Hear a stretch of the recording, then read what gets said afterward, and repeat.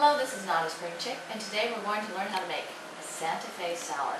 Now the name originates not from Santa Fe, New Mexico, but because of the company that was trying to sell more salad dressing, then known as Santa Fe salad dressing. It's also very similar to Russian dressing or Catalina dressing. And basically it's fresh fruits, and it's always nice to get a little bit of crunch in it, and some beans, garbanzo beans, chili beans. We also are throwing in some olives.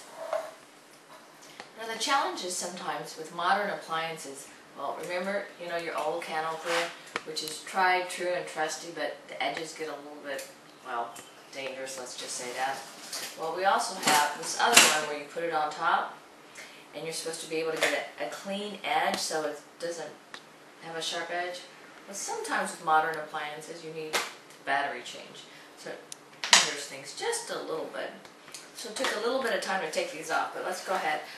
Now remember, this salad right here that we're making, these are all ingredients from the 99-cent store. So this is, I guess in total, it was quite a bit more than 99 cents, but this is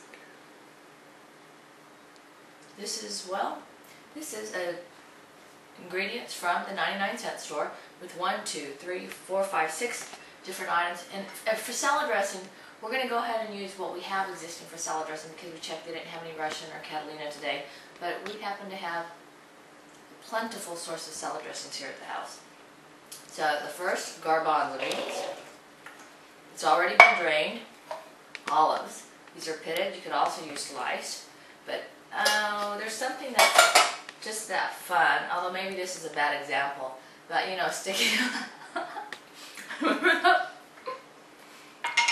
and chili beans. On this, there's some sauce in there, so we're not going to drain that. We're just going to go ahead and take advantage of the extra seasoning that's already in these chili beans. So we're continuing on with the vegetables. This, you can either do it, well, I like to take the outside off, or you can prefer to keep it on. Then we go ahead and slice this. Let's see.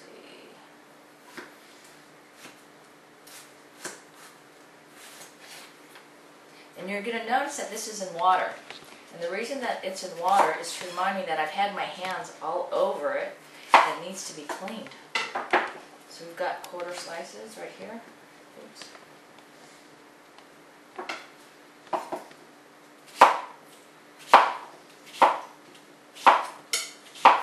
I'll show you. Also, one of the safety things when preparing things in the kitchen is you notice that my fingers are curled. And you cut away from you. So instead of cutting, so it comes closer and closer and closer to your body, you cut and you move this a little bit further away from you. See that? And these pieces right here, we're just going to go this way.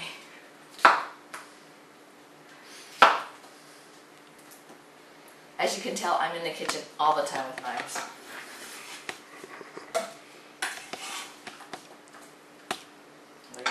Better to do this way too.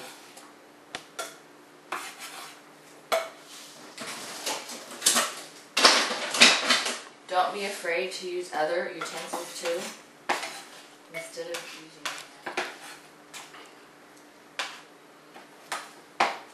We're also using the same dish that you just saw us using because, well, the dish is already out here, so we might as well use it instead of dirtying up another one.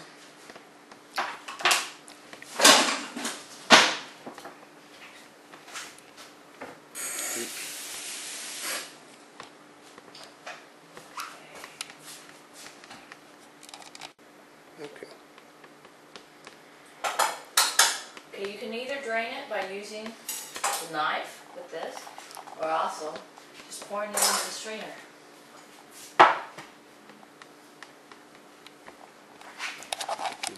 Okay. Oh, there's still some water. Okay, so I'm scooping this in, and I'm using this edge right here, so in case there's still some water left in there, it's not going to go into the container.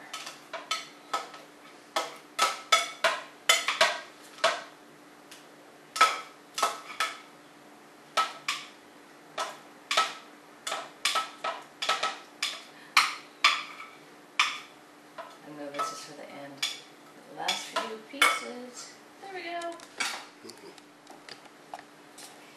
Okay, as you notice, we went ahead and split the cauliflower in half because, as you can see, this bowl is actually pretty full already.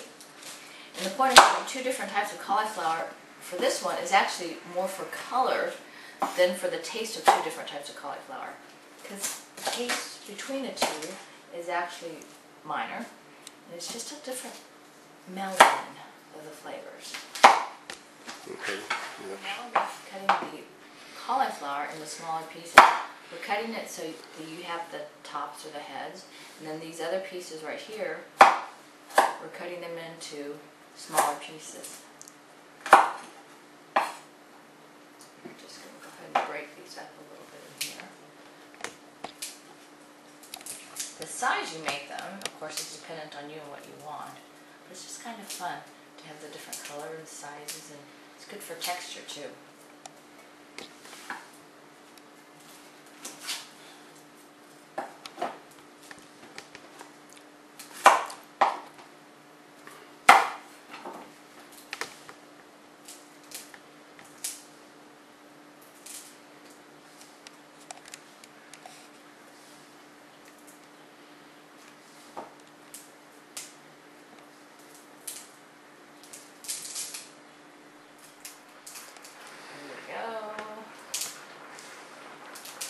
Breaking up the last of the cauliflower.